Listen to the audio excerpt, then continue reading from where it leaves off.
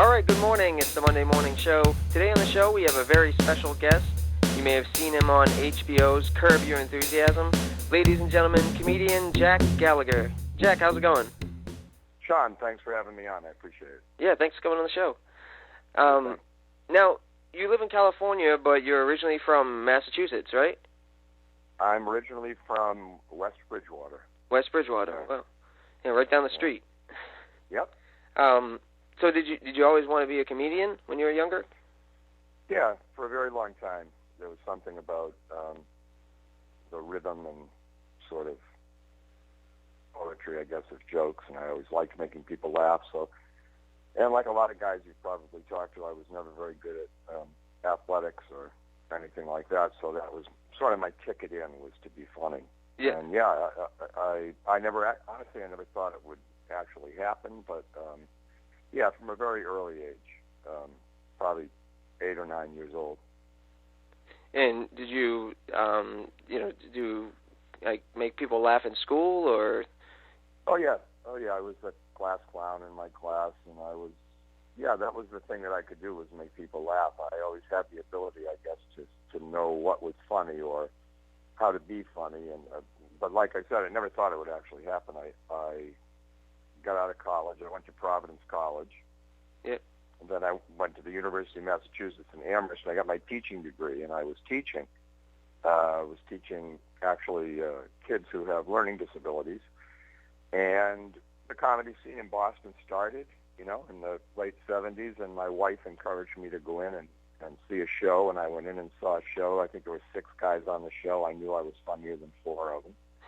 So I did an open mic. I actually had started doing some stand-up out at the University of Massachusetts at UMass, and so I had been on stage before and worked before. And then I just kind of get into that rotation in Boston with all those guys that started at that time, with Barry Crimmins and Stephen Wright and Lenny Clark and Sweeney and Gavin and all those guys. So your first show was in college? First time I did stand-up, yes, was out in Amherst, and I did that for I did it once a week for maybe a year, and then finished up school and went back to southeastern Massachusetts, and like I said, I stopped doing it because I figured, I was doing it in college. These guys are pros, and like I said, Jean, my wife, talked me into going and watching a show, and I basically passed the audition, and I just started working at the clubs in Boston. So, which comedians did you look up to? When I was a kid, I listened to a lot of Bill Cosby records, George Carlin. I liked a lot of the comics on the Ed Sullivan Show back there, guys that maybe you've heard of, but like London Lee and Sandy Barron and Corbett Monica, guys that just did stand-up, no props, no guitar, nothing. They just did stand-ups. But when I was a teenager, probably Carlin and Cosby and Robert Klein. Yep. Okay. So that's the type of material I do. Is I tell stories. I don't really tell jokes. I tell stories. So those guys influenced me, and I always liked their style. Yeah, that kind of leads into my next question about how did you develop your style of comedy? That's a good question. I don't have the ability to really write jokes. I remember when I first started in Boston that I would be amazed at guys like Steve Wright who could write jokes. Yeah. Even if they were, sort of non sequiturs like he does. I always just told stories, and it was just easy for me to do that, to tell these sort of long-winded stories that had sort of characters within them and jokes within the stories that weren't a setup and punchline. So it just developed over time that my style became basically comedic storytelling. Yep. Okay. Now, you've been in a lot of movies and TV shows. How did you make the transition from comedian to actor? Well, I was working all those clubs in Boston with those guys, and people started to kind of jump to the next level or take the next step. Steve Wright did The Tonight Show, Bobby Goldthwait did Letterman, and agents started coming to town looking for people. And I got signed by an agency in New York, and they basically said to me, look, you've done everything you could do in Boston. You know, there's really no place for you to go here. If you want to stay here, that's great, but if you want to act or if you want to make any sort of forward movement in the business, you need to go to L.A. or New York. And so we decided to move to L.A., and my wife and I. Yep. And I just started doing auditions out there, and it didn't really work out well. In fact, I live in Sacramento, which is in Northern California, and we moved because I got a job with a local television station here hosting a local television show they had. So I left L.A., and then I wrote a play, a one-man show. Yeah. And that caught the attention of the networks, and they offered me a TV deal, and I had a TV deal with ABC. And after that sitcom didn't work, I just started getting calls to audition for stuff, and so some things I got, lots of things I didn't get, but it was a really sort of natural transition. I think what the agent that I signed with saw was that my stand-up was sort of like acting, and that there was, like I said before, a lot of characters in it and a lot of different voices. So I wanted to get into acting, but it wasn't something that was driving me. The comedy was fine with me. But then, like I said, I started writing different shows, yep. one-man plays, and I've written 6 of those at this point. Well, so the one-man shows caught the attention of some people? Yeah, the first one that I wrote, I did in San Francisco, at a theater in San Francisco for 5 or 6 months, and it got a great review, and all the people from L.A. took notice of this, and started coming up to see it, and like I said, I was offered a sitcom deal eventually with ABC, and and then I have 2 boys. They're older now, but when they were born, I wanted to get off the road because I had been on the road for, I spent 15 years doing anywhere between 30 and 40 weeks a year on the road.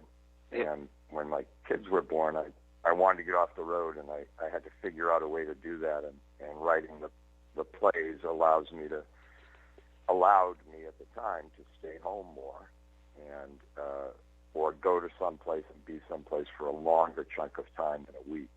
Yeah, yeah. And then I just got tired of being on the road. I got tired of hotels and airplanes and not knowing what city I was in and stuff like that. Yeah, I imagine. Now, you were on Curb Your Enthusiasm, and that's one of my favorite shows. And you played a doctor. And, right. So how did you get that role? I got called for the audition. I was actually living up here in Northern California. Sacramento is about 400 miles from L.A. We're real close to San Francisco, about an hour from San Francisco. And I got a call. And I just went down and did the audition, and I got the part. One of my best friends in the business is Jeff Garland. Oh, yeah. Who played Larry's manager, and he's, I'm sure your listeners know who he is, done a ton of stuff. Yeah. He's on the Goldbergs now. I met Jeff when I was doing road work, when I was working on the road, and we became really good friends. I knew he was doing that show. I didn't have an in with it because of him. I went down and did the audition, and I just got the gig, and I was one of the few people who wasn't a name to do more than one season. I did 4 seasons. I did only one. I think one year I did 2 episodes, but I did the first 4 seasons, which was great. That was a really fun show to do, and I'm sure that you know or your listeners know that, it's not a scripted show. It's improv. So you get a little slip of paper that's basically tells you what's going on in your scene, and then you just kind of go from there and make it up. Oh, yeah, I knew it was a little different than other shows, but I didn't know it was really improv. So your lines, your lines as a doctor were you kind of just winged it as you did it, the scene? Yeah, they would give me a little slip of paper that says, Larry's had a heart attack. I think he's having a heart attack. So you have to test him on this machine.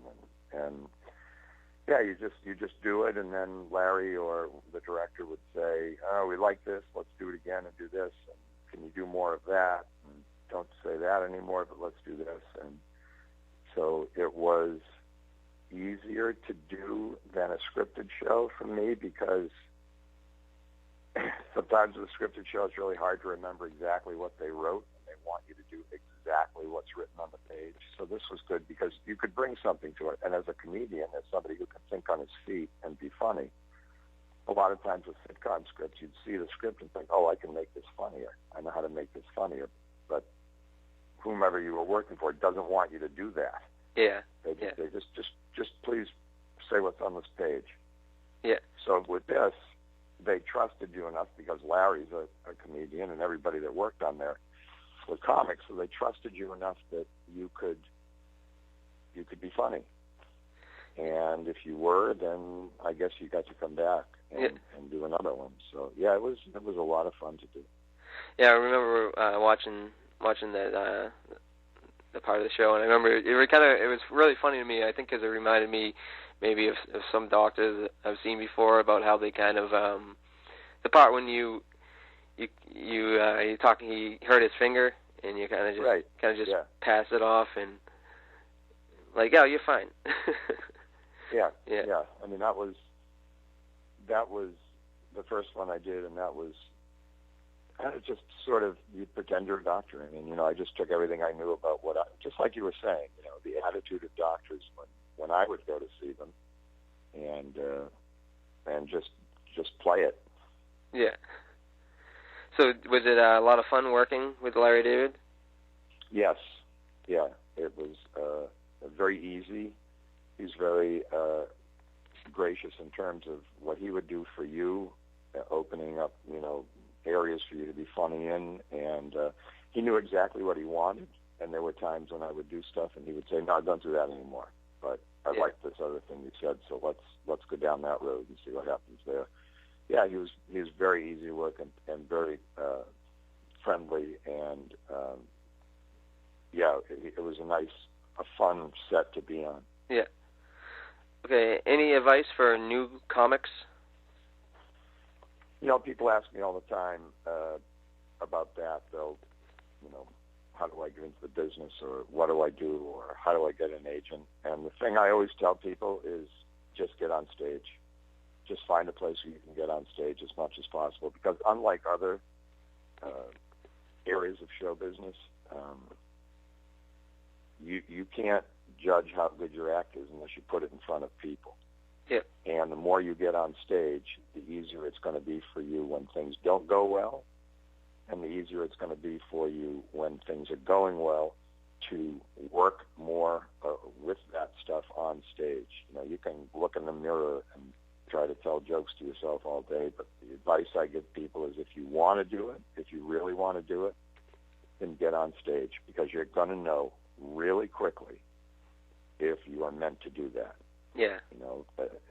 There's a real difference between a musician, say, who gets up on stage and can play something, and maybe the audience is chatting with each other or talking or whatever.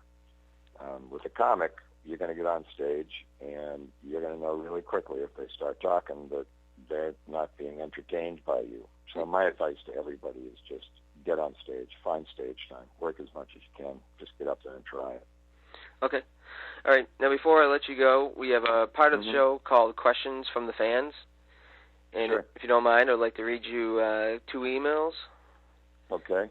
Okay. Let's see. We'll go with Blake Chapman. Blake wants to know who was the best person you have ever worked with and who was the worst. I don't know. Well, the worst one's easier to answer. I can't pin it to one person, but when I was on the road a lot, say I would go to Cincinnati, what the club would do was they'd bring in a headliner, they'd bring me in, and then they'd just hire some local person to either MC the show or be the opening act. And a lot of times they were really terrible. Yeah. They were people that sold shoes during the day, not that there's anything wrong with that, or built bridges during the day, and then at night they wanted to be a stand-up, and they just weren't funny, and the club would hire them because they were cheap. Yeah. And that was always really difficult because they set up me, you know. Their act's going to set up my act. If they're funny, then that's a really good lead-in for me. If they're not funny and they dig a ditch, I got to work my way out of the ditch as soon as I get on stage. The best person I ever worked with, I don't know. I mean, I've worked with a ton of great guys, all those guys that I started with in Boston. Yeah.